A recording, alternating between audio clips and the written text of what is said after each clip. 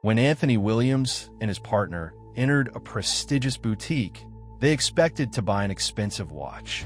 Instead, they were met with a cold stare from the owner, a refusal of service, and a subtle hint that people like them were not welcome here. But she didn't know one thing. This man wasn't just rich, he owned the world. The next day, Anthony returned, but not as a customer. He was now the new owner of this place. And that was just the beginning. The pristine glass doors of Claire's boutique reflected Anthony Williams's tailored navy suit as he approached, his hand intertwined with Thomas's. The mall's fluorescent lights cast a harsh glow on their faces, but neither man noticed. They were still riding high from closing a $50 million investment deal merely hours ago. "You sure you want to shop here?" Thomas squeezed Anthony's hand. "We could hit up that new place downtown." Anthony smiled, his dark eyes twinkling. "Come on, babe. You promised to let me buy you something nice for our anniversary. Claire's has the best selection of watches in the city." The bell chimed as they entered the boutique. Claire Henderson, a woman in her 50s with meticulously styled blonde hair, looked up from behind the counter. Her welcoming smile flickered for a fraction of a second, so brief that most wouldn't notice, but Anthony caught it. He'd seen that look too many times not to recognize it. "Good afternoon." Claire's voice was honey-sweet, but her eyes were cold. "Just browsing." Thomas stepped forward, already eyeing a display of luxury timepieces. "Actually, we're closing soon," Claire interrupted, glancing at her watch. The open sign in the window clearly showed another 2 hours of business. Anthony's jaw tightened. The familiar burn of humiliation crept up his neck, the same feeling he'd experienced countless times since childhood. But this time was different. This time, he wasn't a helpless kid in Mississippi. "It's only 3 p.m., he said quietly, his Harvard-educated tone measured and precise. "Your sign indicates you're open until 5. Claire busied herself, reorganizing already perfectly arranged displays. "We're doing inventory early today. Perhaps you gentlemen could try the discount store on level 2. Thomas's hand found Anthony's shoulder, a gesture that spoke volumes. Just hours ago, they'd been in a boardroom, finalizing the purchase of a controlling stake in Metropolitan Investment Group, the very company that owned this mall. "Anthony," Thomas whispered, "let's just—" "No." Anthony's voice was firm but controlled. "Ms. Henderson, I'd like to speak with your manager." Claire's laugh was sharp and dismissive. "I own this store, have for 20 years, and I reserve the right to refuse service to anyone." The pause before anyone hung in the air like smoke. Thomas pulled out his phone, already recording. Several other customers in the store had stopped browsing, watching the scene unfold with a mix of discomfort and curiosity. "Let me be clear," Claire continued, her facade cracking. "Your kind wouldn't appreciate these pieces anyway. This is a luxury establishment." Anthony felt his hands trembling, not from fear or shame, but from anger. The same hands that had just signed a $50 million deal, the same hands that now held the power to change everything. "Our kind." Thomas stepped forward, his usual calm demeanor showing cracks. "And what kind would that be, Ms. Henderson?" Before Claire could respond, an elderly white woman who had been browsing scarves approached the counter. "Claire Henderson, I've known you for 15 years, but I've never been more disgusted. These gentlemen have shown nothing but class, while you—" "Martha, stay out of this," Claire snapped. Anthony reached into his pocket and withdrew his business card, sleek, black, with the Metropolitan Investment Group logo embossed in gold. He placed it carefully on the counter. "Ms. Henderson," his voice was steady now, almost sympathetic, "you might want to read tomorrow's business section, particularly the part about Metropolitan's new leadership." As they turned to leave, Claire snatched up the card. The color drained from her face as recognition dawned. "Wait," she called out, her voice suddenly desperate. There must be some misunderstanding. But Anthony and Thomas were already walking out, their fingers interlocked. Behind them, they could hear Martha's voice. "Claire, do you have any idea what you've done?" As they reached their Tesla in the parking lot, Thomas turned to Anthony. "That was intense. You okay?" Anthony loosened his tie, letting out a long breath. "I will be. But you know what's funny? I wasn't planning to buy them all." Thomas raised an eyebrow. "What do you mean?" We were just going to invest in those new developments downtown, Anthony said, a slight smile playing on his lips. But I think I just found a better opportunity. Call Richard. Tell him we're changing plans. As they drove away, Anthony's phone buzzed with a notification. He glanced at it and let out a dry laugh. What is it? Thomas asked. Claire Henderson just looked me up on LinkedIn, Anthony replied. Guess who's about to learn that karma comes in all colors? The sun was setting over the city skyline, casting long shadows across the mall's facade. Tomorrow, everything would change. But for now, it was just another Tuesday in America, where sometimes the biggest mistakes come from judging a book by its cover, or in this case, a millionaire by his skin color. The morning after the incident, Anthony sat in his corner office, staring at the stack of complaints that had flooded his inbox overnight. Social media had exploded with video footage of their encounter at Claire's boutique. Thomas's quick thinking with his phone had ensured that.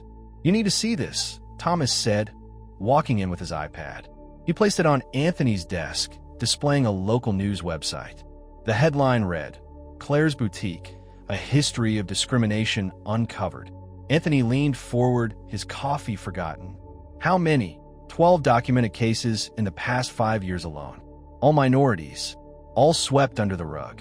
Thomas's voice was tight with controlled anger. She's been settling these cases quietly, using the mall's insurance to cover the payments. The office phone buzzed. Mr. Williams? There's a Martha Stevens here to see you. She says it's about Claire Henderson. Anthony exchanged glances with Thomas. The woman from the store yesterday? Send her in. Martha walked in, clutching her purse like a shield. She looked smaller in the daylight, more fragile, but her eyes were sharp with purpose. I worked at Claire's for 8 years, she began without preamble. What happened yesterday, it wasn't an isolated incident. Anthony gestilt verheert zuziet. We're finding that out. No, you don't understand. Martha's hands trembled as she opened her purse. It's worse than discrimination. Claire Henderson doesn't just own that boutique. She's been using it to launder money for her husband's real estate schemes. They've been pushing out minority business owners for years. Thomas started recording on his phone again, with Martha's permission. As she spoke, Anthony felt his chest tighten. The memories came rushing back. His father's small electronics store in Mississippi, forced to close after mysterious building code violations. Dad was right, he whispered, more to himself than the others. The system was rigged from the start. Martha pulled out a USB drive. Everything's here. Account numbers, fake corporations, all of it. I've been collecting evidence for years, but nobody would listen. Who's going to believe an old white lady turning on her own kind? Why now? Thomas asked, his voice gentle but probing. Why come forward? Martha's eyes welled up. Because 30 years ago, I stayed silent when it mattered. My brother. He owned a shop in this very mall. James Stevens? He was one of the first black business owners here. Anthony froze. James Stevens? The man who died in that mysterious fire in 1993, yes. Martha's voice cracked. My brother, Claire's husband, was the property manager back then. The fire was ruled an accident, but Thomas placed a comforting hand on Martha's shoulder as she composed herself. I knew, she continued. I knew what they did, but I was scared. I've been carrying that guilt for 30 years. When I saw you two yesterday, I couldn't stay silent. Not again. Anthony stood up and walked to the window, looking down at the mall below. His father's words echoed in his mind. Sometimes, son, justice takes time, but it never forgets. Martha, he turned back, his decision made. Would you be willing to testify? That's why I'm here. She straightened her shoulders. It's time someone turned on the lights and showed what's hiding in the dark. Thomas was already on his phone, texting their legal team. This changes everything, Anthony. With this evidence, we're not just buying the mall anymore. Anthony's voice was steel wrapped in silk. We're going to expose everything. Every transaction, every forced closure, every act of discrimination. As Martha stood to leave, she paused at the door. There's one more thing you should know. About your father's store in Mississippi. Anthony's heart stopped. What about it? Claire Henderson's husband. He wasn't just the property manager here. Before Atlanta, he worked for Magnolia Mall Properties. In Mississippi, the coffee cup in Anthony's hand crashed to the floor. 25 years of questions suddenly had answers, and they all led back to one place, Claire's boutique. Anthony. Thomas's voice seemed far away, but Anthony was already reaching for his phone, dialing a number he hadn't called in years. Dad, it's me. Remember that fire in '98? I think I finally found out who was behind it. The pieces were falling into place, forming a picture darker than anyone had imagined. This wasn't just about one racist encounter in a boutique anymore. This was about decades of systematic destruction of black businesses, and the trail led right to Claire Henderson's door. But as Anthony would soon discover, even this was just the tip of the iceberg. The conference room on the 47th floor hummed with tension. Anthony stood at the window, watching storm clouds gather over Atlanta's skyline. Behind him, Thomas was reviewing the latest offer with their legal team. That's the 5th anonymous bid this week, Thomas said, sliding the papers across the polished mahogany table. All well above market value. They're getting desperate. Anthony turned, his reflection ghosting against the darkening sky. They know we have Martha's evidence. His phone buzzed. Another message from Claire Henderson. He'd received dozens in the past week, each more frantic than the last. This one read, "Please, let's talk. There's more to this story than you know." "Don't," Thomas warned, reading his expression. "It's a trap." But Anthony was already typing a response. "My office. 3 p.m. Bring your husband. Are you sure about this?" Thomas moved beside him, their shoulders touching. "After what they did to your father." Anthony's jaw tightened. "That's exactly why I need to look them in the eyes." The hours crawled by. At precisely 3 p.m., Claire Henderson entered, followed by a tall man with steel-gray hair and cold eyes. Robert Henderson, the architect of countless ruined dreams. "Mr. Williams." Robert's voice was smooth as oil. "This is quite an impressive view. Better than the view from Magnolia Mall properties in '98? Anthony's words cut through the false pleasantries. "Or did you prefer watching black businesses burn from a distance?" Claire flinched, but Robert merely smiled. "Accusations without proof are dangerous, young man. Like the fabricated health code violations you used to shut down my father's store." Anthony pulled out Martha's USB drive, or the mysterious electrical issues that always seemed to target minority-owned businesses. "We can make this go away," Robert leaned forward. "Name your price." Thomas, who had been silently observing, laughed darkly. "You still don't get it, do you? This isn't about money." "Then what is it about?" Claire's voice cracked. "Revenge. Justice," Anthony replied simply. "For my father. For James Stevens. For every dream you burned down." Suddenly, the office door opened.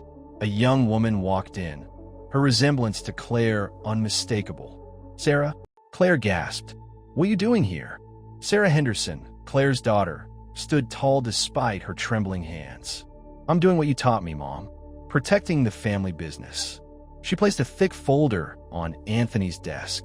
"Everything you need to know about Magnolia Mall Properties, Henderson Real Estate, and every shell company they've used since 1990, including proof of what they did to Mr. Williams's father." Robert lunged forward.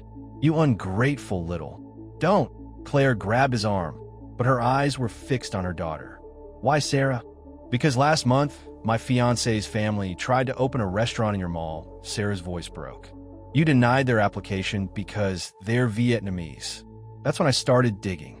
Anthony watched the scene unfold, his mind racing. This wasn't just about his family anymore.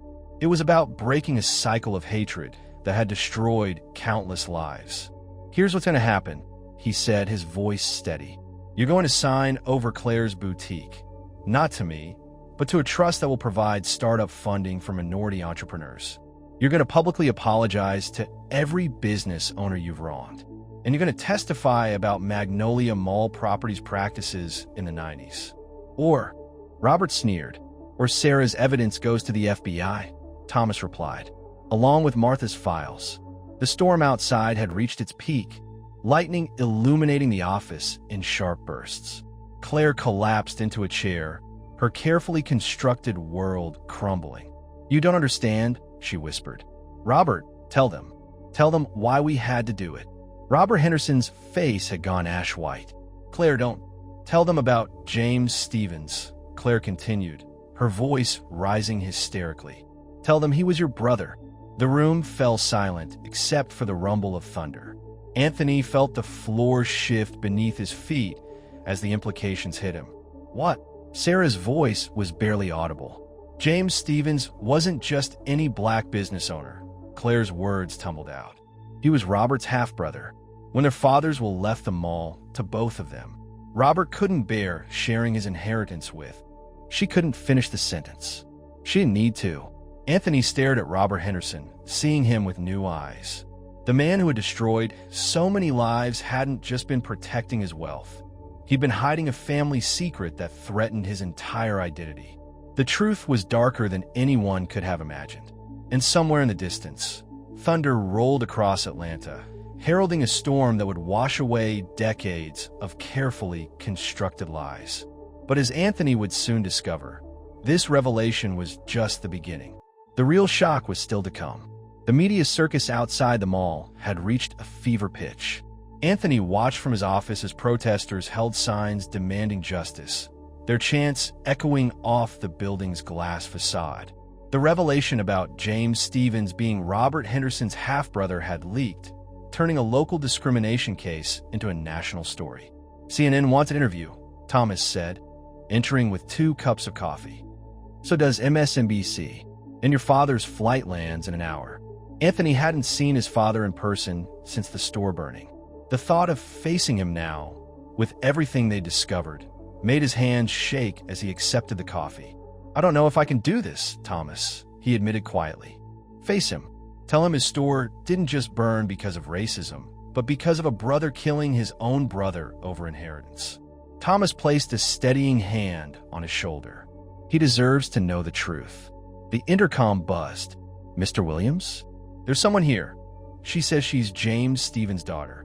Anthony and Thomas exchanged shocked looks. Before they could respond, the door burst open. A woman in her 40s, with fierce eyes and a briefcase clutched to her chest, strode in. "Michelle Stevens," she announced, "and I have something you need to see." She pulled out a yellowed envelope. "My father's letter, the one he wrote the night before the fire." Anthony's throat went dry. "You knew?" "Not until last week." Michelle's voice cracked. "It was in a safety deposit box, with instructions to be opened if anything happened to him. My mother, she never had the strength to look at it. But after seeing the news, the letter, when Anthony unfolded it, was like opening a window to the past. If you're reading this, they finally did it. Robert, my brother, can't stand the thought of sharing our father's legacy with a black man, even his own blood.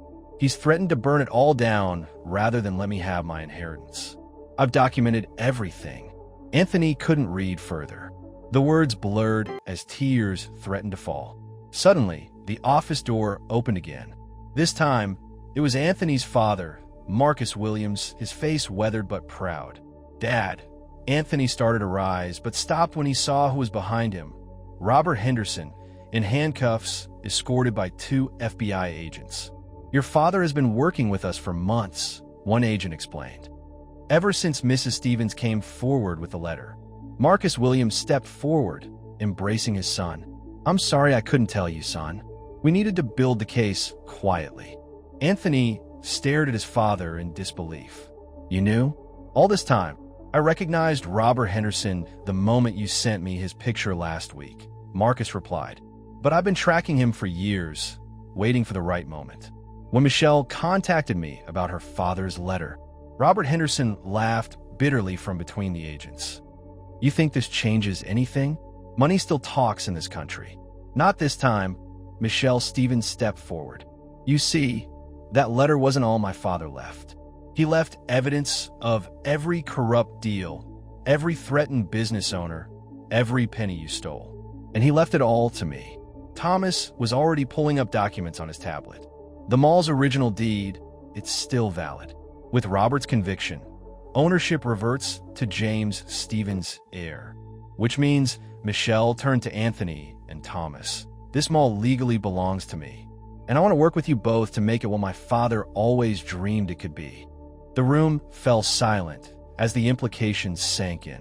Anthony looked at Thomas, then at his father, then at Michelle, survivors of a battle that had spanned generations. But as Robert Henderson was led away, he turned back with a smile that sent chills down Anthony's spine.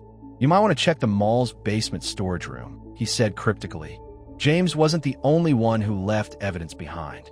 Before anyone could respond, a massive explosion rocked the building, shattering the windows and sending everyone to the floor. Through the smoke and chaos, Anthony could see flames rising from the mall's lower level. He had a backup plan, Thomas coughed, helping Anthony to his feet. He's trying to destroy the evidence. But as they would soon discover, what Robert Henderson had tried to destroy would instead reveal something far more shocking. A truth that would shake the very foundation of not just the mall, but the entire city's power structure. The real story was just beginning to burn its way to the surface. The basement storage room was still smoldering when the firefighters finally allowed them inside. Anthony, Thomas, Michelle, and Marcus stood among the charred remains, their flashlights cutting through the darkness. "Robert was trying to destroy something," Michelle said, running her hand along a scorched filing cabinet. "But what?" Anthony's flashlight beam caught something metallic in the debris. "Here!" It was a fireproof safe, partially melted but intact. The combination lock had warped from the heat, but the contents were preserved. Inside, they found a leather-bound ledger and a stack of photographs. "Oh my God," Michelle whispered as they spread the contents on a salvaged table. "These aren't just about the mall." The ledger detailed decades of corruption reaching far beyond Robert Henderson. City officials, judges, business leaders, all complicit in a systematic campaign to prevent minority ownership in Atlanta's prime real estate. James knew, Marcus said softly, examining the photographs. He was gathering evidence against the entire network. Thomas's phone buzzed. The FBI just finished interrogating Claire. She's agreed to testify against everyone involved. Anthony stared at a particular photograph, his father's store in Mississippi, taken the day before it burned. In the background, barely visible, was a younger Robert Henderson shaking hands with a man they all recognized, the current mayor of Atlanta. It was never just about race, Anthony realized. It was about power. They used racism as a tool to maintain control. The sound of heels on concrete announced Claire Henderson's arrival. She looked broken, her designer clothes replaced by simple jeans and a sweater. "I came to return this," she held out a key, "to the boutique. It's yours now, Michelle, like it should have been your father's."